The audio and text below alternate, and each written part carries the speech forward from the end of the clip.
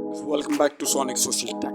Today in this tutorial, I'll show you how to turn on Roblox community events notifications. Just follow these simple steps and make sure to watch the video through to the end.